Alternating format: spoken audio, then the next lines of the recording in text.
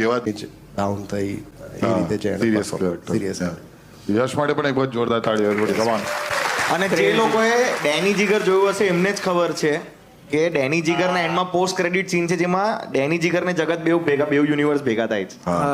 તો આગળથી જોવા મળશે ડેની જગત જગત જીગર જગત જીગર બોલે જાકી એવા બોલ ના બોલ જાકી ના એક મિનિટ એવું વિચારીને એવું ના કરીશ એ પોતે કહે છે બોલ ચાલ